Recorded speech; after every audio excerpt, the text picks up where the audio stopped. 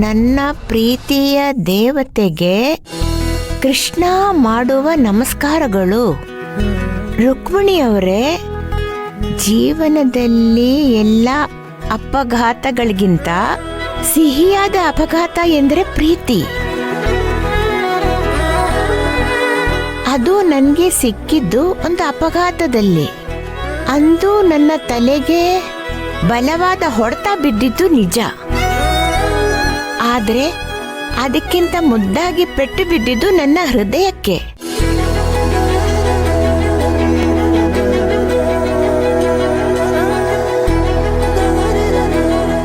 ನೀವು ನನ್ನ ಹೃದಯ ಬಡಿತದಲ್ಲಿ ಆಳಿಸಿದ್ದೀರಾ. ದಯವಿಟ್ಟು ನನ್ನ ಪ್ರೀತಿನ ಸ್ವೀಕರಿಸಿ. ಇಂತಿ ನಿಮ್ಮ ಪ್ರೀತಿಯ ಕನಸುಗಾರ ಕೃಷ್ಣ.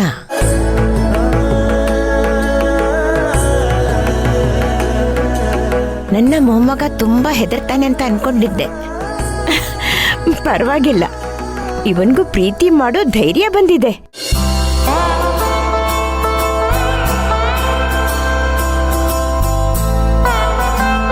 ದೇವ್ರೆ, ನಿನ್ಗೆ ಯಾರನ್ನ ಯಾವ ಸಮಯದಲ್ಲಿ ಸೇರಿಸ್ಬೇಕು ಅಂತ ಚೆನ್ನಾಗಿ ಗೊತ್ತಿದೆ. ನನ್ನ ಮೊಮ್ಮಗ ಕೃಷ್ಣ ಮೊದಲನೇ ಸಲ ಜೀವನದಲ್ಲಿ ಒಂದು ಹುಡುಗಿನ ಇಷ್ಟಪಡ್ತಾ ಇದ್ದಾನೆ. ಅವನ್ಗೆ ಅವನ್ ಪ್ರೀತಿ ಸಿಗೋ ಹಾಗೆ ಮಾಡಪ್ಪ.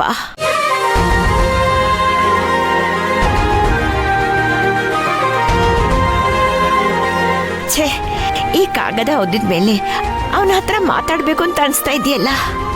ಏನ್ ಮಾಡ್ಲಿ ಈಗ? ಆಗಿದ್ದಾಗ್ಲಿ, ಈಗ್ಲೇ ಫೋನ್ ಮಾಡ್ಬಿಡೋಣ.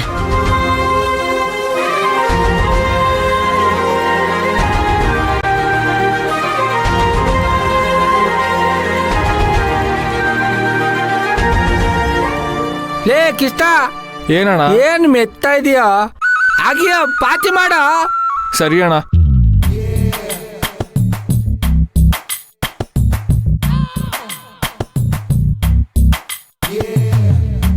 ಅಬ್ಬಾ, ಉಸ್, ಓ, ಮಾಡ್ಲ ಪಾತಿನ ಬಿರ್ನೆ.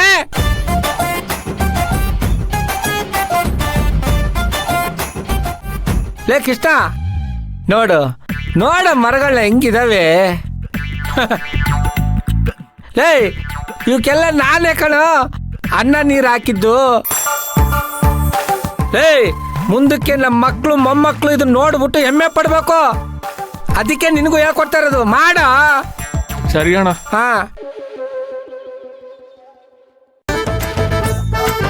ಕೃಷ್ಣ, ನೀನು ಕುಡ್ಕೊಂಬತ್ತೀನಿ, ಕೆಲಸ ಮಾಡ್ತಾರ. ಸರಿ ಅಣ್ಣ. ಅಣ್ಣ, ನಿನ್ ಫೋನ್ ಬರ್ತಿದೆ. ಯಾರ ನೀನೇ ಎತ್ತು ಮಾತಾಡ. ಸರಿ ಅಣ್ಣ.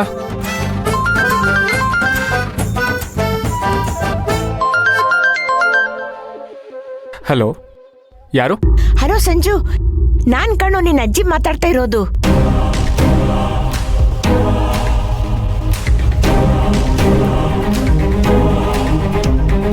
ಅಜ್ಜಿ, ಅಜ್ಜಿ ನೀನ್ ಯಾಕೆ ಫೋನ್ ಮಾಡ್ದೆ? ಸಂಜು, ನಾನ್ ನಿನ್ನ ಹತ್ರ ಸ್ವಲ್ಪ ಅರ್ಜೆಂಟಾಗಿ ಮಾತಾಡ್ಬೇಕು. ಒಂದು ತುಂಬಾ ಮುಖ್ಯವಾದ ವಿಚಾರ ಮಾತಾಡೋದಿದೆ ಕಣೋ. ಅಯ್ಯೋ ಅಜ್ಜಿ, ನಿನ್ಗೆ ನನ್ ಟೆನ್ಷನ್ ಅರ್ಥ ಆಗಲ್ವಾ? ಅಲ್ಲ ಸಂಜು, ನನ್ ಮಾತ್ ಕೇಳು. ಅಜ್ಜಿ, ನಿನ್ಗೆ ನಾನು ಆಮೇಲೆ ಫೋನ್ ಮಾಡಿ ಸಿಗ್ತೀನಿ. ಮೊದಲು ನೀನ್ ಫೋನ್ ಇಡು. ಒಂದು ತುಂಬಾ ಮುಖ್ಯವಾದ ವಿಚಾರ ಮಾತಾಡೋದಿದೆ ಕಣೋ. ಅಜ್ಜಿ ಅಜ್ಜಿ, ನಾನು ನಿಂಗೆ ಸಿಗ್ತೀನಿ ಅಂತ ಹೇಳಿದ್ನಲ್ಲ, ನಿನ್ ಫೋನ್ ಇಡು. Hello hello hello Sanju.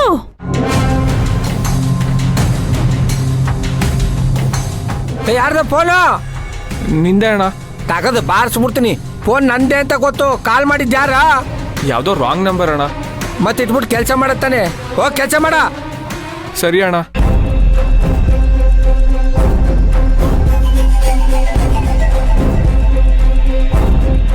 ಏನ್ ಮಾಡೋದು? ಮೊದಲು ಅಜ್ಜಿ ನಂಬರ್ ಡಿಲೀಟ್ ಮಾಡಬೇಕು. ಲೇ ಕಿಷ್ಟ, ಏನ್ ಯೋಚನೆ ಮಾಡ್ತಿದೆ? ಪಾತಿ ಮಾಡ. ಸರಿ ಅಣ್ಣ.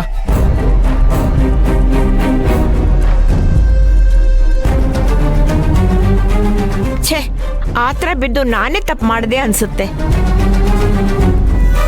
ಇರ್ಲಿ, ಸಿಗ್ತೀನಿ ಅಂತ ಹೇಳಿದಾನಲ್ಲ, ಆಗ ವಿಚಾರಿಸ್ತೀನಿ.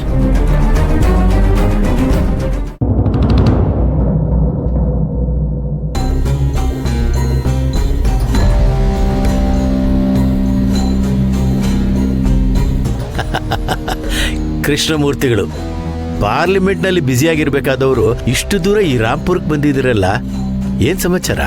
ಏನ್ ಮಾಡೋದು ಸ್ವಾಮಿ, ನೀವಾದ್ರೆ ಪ್ರಪಂಚದಲ್ಲಿ ಏನ್ ನಡೀತಿದೆ ಅಂತ ತಿಳ್ಕೊಳ್ಳಕ್ಕೆ ನ್ಯೂಸ್ ಪೇಪರ್ ಓದ್ತಾ ಇದ್ದೀರಾ.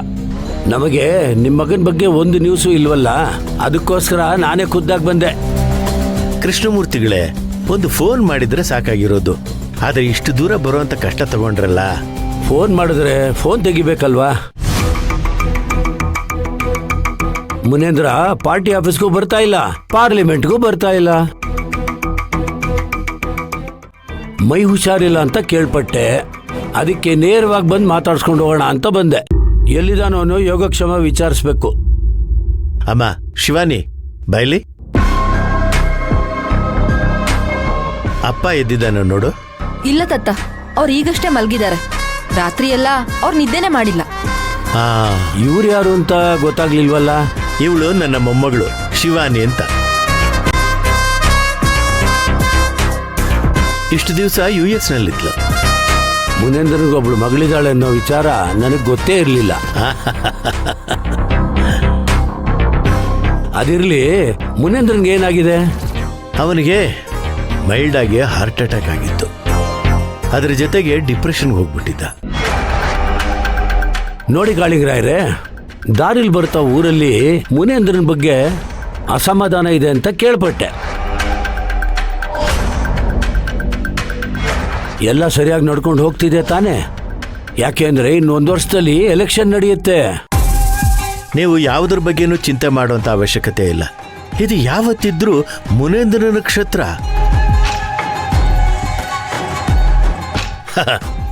ಅವನಿಗೆ ಅಪೋಸಿಷನ್ ಆಗಿ ಯಾರು ನಿಲ್ಲೋದು ಇಲ್ಲ, ನಿಂತ್ರೆ ಗೆಲ್ಲೋದು ಇಲ್ಲ. ನೀವೇನು ತಲೆ ಕೆಡಿಸ್ಕೋಬೇಡಿ. ನೋಡಿ, ನಾನಿಲ್ಲೊಂದು ಮುಖ್ಯವಾದ ವಿಚಾರ ಮಾತಾಡಬೇಕು ಅಂತ ಬಂದಿದ್ದೀನಿ. ನೋಡಿ, ನಮ್ಮ ಜಲಸಂಪನ್ಮೂಲ ಮಂತ್ರಿಗಳಾದ ರಾಮೇಗೌಡರ ಆರೋಗ್ಯ ಸರಿ ಇಲ್ಲ. ಸದ್ಯಕ್ಕೆ ಅವ್ರ ಜವಾಬ್ದಾರಿನ ಮುನೇಂದ್ರನ್ಗೆ ವಹಿಸ್ಬೇಕು ಅಂತ ನಾವೆಲ್ಲ ತೀರ್ಮಾನ ಮಾಡಿದೀವಿ. ಓಹೋ, ಇಲ್ಲಿ ನೋಡಿದ್ರೆ ಮುನೇಂದ್ರನ ಆರೋಗ್ಯನೇ ಸರಿ ಇಲ್ಲ. ಅದು ರಾಮೇಗೌಡ್ರು ಹೈಕಮಾಂಡ್ ಮಾತನ್ನ ಕೇಳ್ತಾ ಇಲ್ಲ. ಮುಂದೆ ಒಂದು ಹಗರಣದಲ್ಲಿ ಸಿಕ್ಬೀಳೋ ಸಾಧ್ಯತೆಗಳು ಹೆಚ್ಚಾಗಿರೋದ್ರಿಂದ ನಿಮ್ ಪಾರ್ಟಿಯವರೆಲ್ಲ ಸೇರ್ಕೊಂಡು ಅವ್ರ ಆರೋಗ್ಯನ ಹಾಳು ಮಾಡ್ತಾ ಇದ್ದೀರಾ.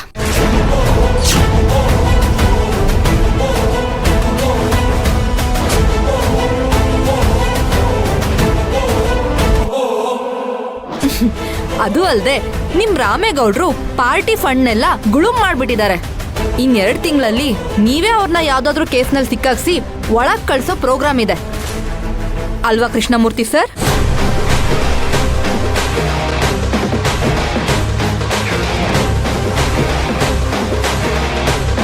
ಇದೆಲ್ಲ ನಿನಗಾಗಮ್ಮ ಗೊತ್ತಾಯ್ತು? ಈ ನಡುವೆ ಅಪ್ಪನ್ ಫೋನ್ ಕಾಲ್ಸ್ನೆಲ್ಲ ಅಟೆಂಡ್ ಮಾಡ್ತಾ ಇರೋದು ನಾನೇ ಸರ್. ಅವ್ರ PA ಹತ್ರ ಎಲ್ಲ ವಿಚಾರನೂ ಕೇಳಿ ತಿಳ್ಕೊತಾ ಇರ್ತೀನಿ. ಯಾಕಂದ್ರೆ ಎಲ್ಲ ಅಪ್ಡೇಟ್ಸ್ನು ಅಪ್ಪಂಗ್ ನಾನೇ ಕೊಡ್ಬೇಕಲ್ವಾ, ಅದಕ್ಕೆ. ಪರವಾಗಿಲ್ಲ, ತುಂಬಾ ಶಾರ್ಪ್ ಆಗಿದೆಯಮ್ಮ. ರಾಜಕೀಯಕ್ಕೆ ಬರೋದಿಕ್ಕೆ ನಿನ್ನಲ್ಲಿ ಎಲ್ಲಾ ಲಕ್ಷಣಗಳು ಇದೆ.